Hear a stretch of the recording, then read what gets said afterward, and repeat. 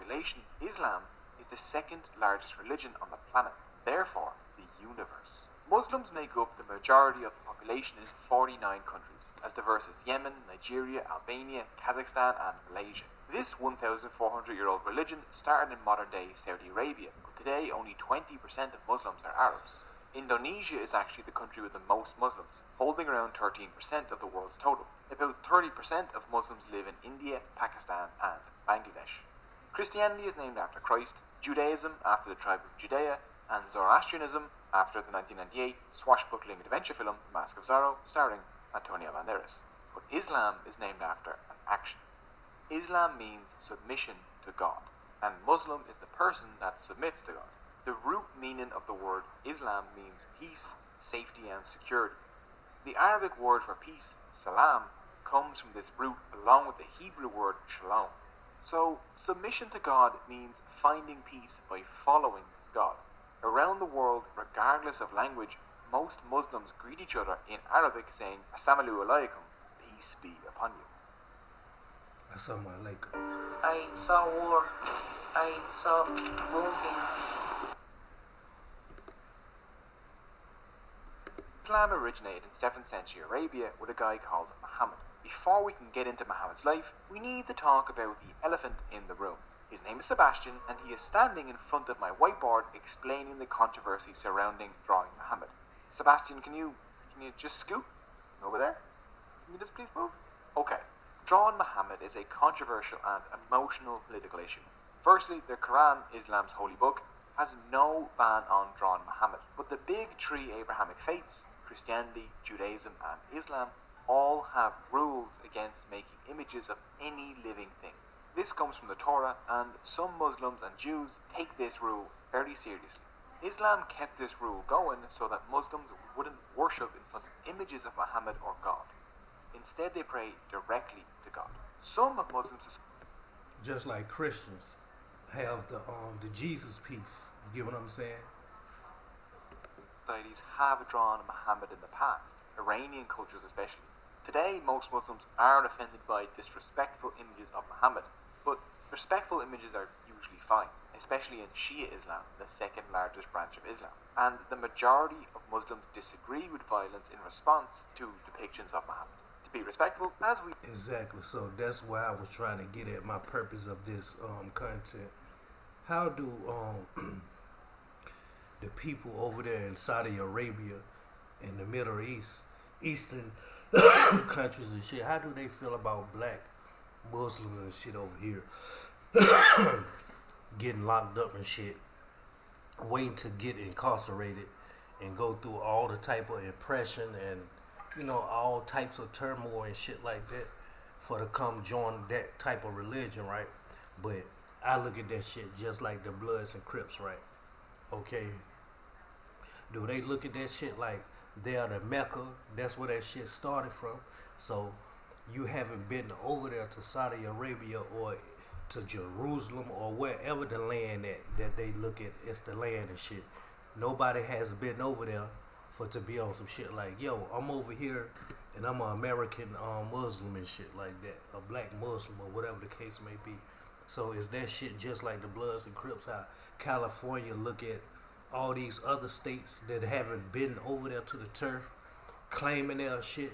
So that's my purpose of this. I be wondering, like, yo, when these cats go running to Islam and shit, when they get incarcerated and shit like that, how do the real you get what I'm saying? How do the real Muslims and shit feel about black Muslims and shit? You get what I'm saying? But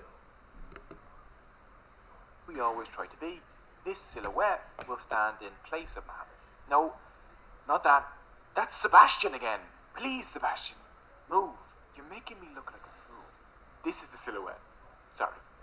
Muhammad was born in 570 CE in Mecca in Arabia. His parents died when he was fairly young, and Muhammad grew up as an orphan. Back then, the Arabs worshipped hundreds of... That's what I mean, like, they look at the people who haven't been over there to the Mecca. You get what I'm saying? So why would you be over here on American soil talking about you're a Muslim and shit like that? And some of y'all, yeah, you pray 5 or 6 times a day and shit like that. You try to make yourself believe you one, but you all commit crimes, you all still do shit that's not in a good light for calling yourself Muslims and shit. That's how I look at that shit.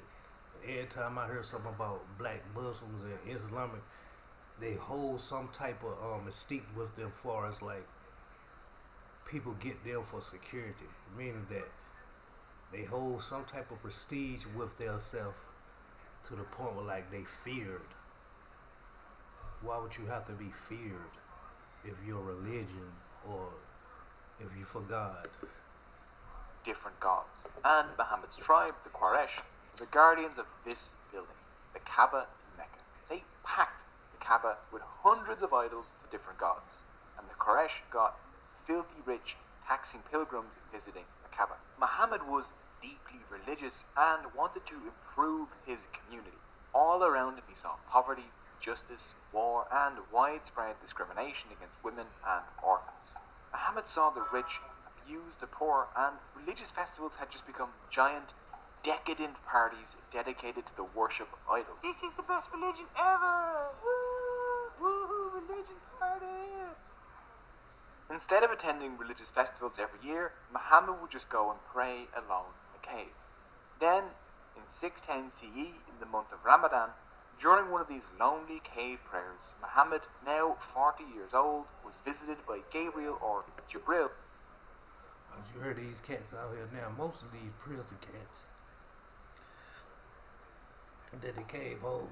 Oh yeah, it's the month of Ramadan or some shit, so I ain't ready to goddamn talk down on this person or be with the sins or whatever the case may be. I'm like, what?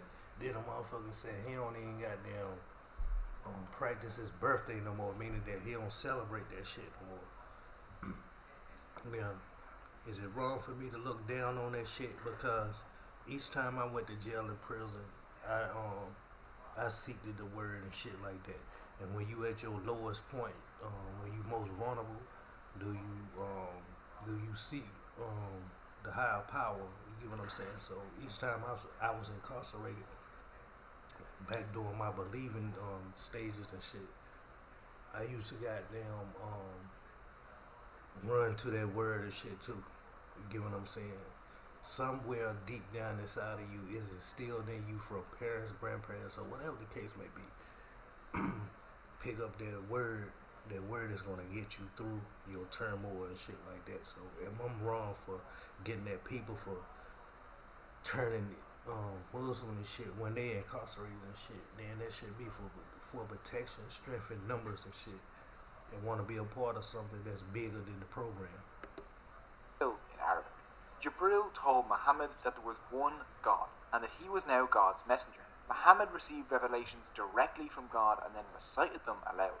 His companions wrote these revelations down and they became the Quran, Islam's holy book. Muhammad's words were radical in tribal Arabia. He was saying stuff like, Arab has no superiority over not.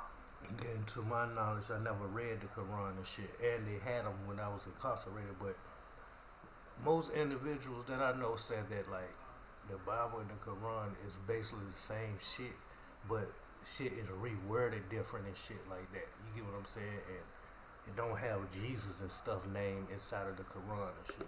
Non-Arab, white has no superiority over black. He also demanded an end to the practice of killing infant girls because boys were preferred, saying that girls were equal blessings from God. This didn't exactly go down well in tribal, sexist and hierarchical Mecca. This whole one God business annoyed the Quraysh because they made money charging people to visit Kaaba to worship hundreds of gods. The poor, slaves and others flocked to Muhammad. The Quraysh, now furious and losing money, abused the Muslims, especially the vulnerable ones like slaves who were frequently tortured if they converted. But the Muslims didn't fight back. Muhammad and his God outlawed violence. The Quran said, whoever kills a person, it shall be as if he killed all mankind. I always wondered that shit. See, y'all heard about, they said they was slaves, right?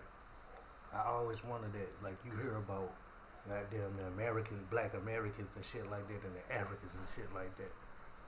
Slave this, slave that. But what was going on in them Middle Eastern countries and shit like that was that slave shit. When I say slave, I ain't talking about like the kings and shit.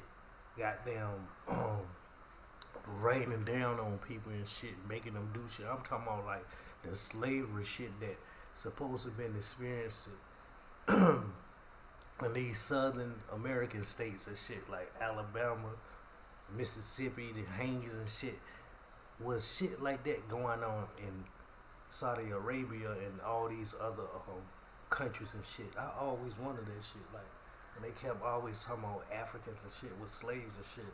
Then what the hell was going on in Saudi Arabia and all these other countries, Asia and all of that shit, Asia? After a decade of this persecution, the Muslims fled to the city of Medina. This move in 622 CE marks year 1 on the Islamic calendar. Right now, January 2021 CE is 1442 on the Muslim calendar. Even in Medina, the Quraysh kept attacking the Muslims. So God told Muhammad Muslims could fight back. But God laid down some ground rules for the fight. Do not target public places, do not destroy farms or herds, do not harm women, children, the elderly or disabled, do not harm animals, trees or plants, and be kind to prisoners and... You ask me who wrote these books and stuff. These books sound like these motherfuckers man-made written. You get what I'm saying? Like, honestly, who wrote these books? Like, public places. Like, back in those days and shit, who the fuck was damn thinking about even saying something about public places? Don't do this in public places. Man. But hey, I was once a believer. If I wasn't a believer, then I was a goddamn... I ain't gonna say a believer.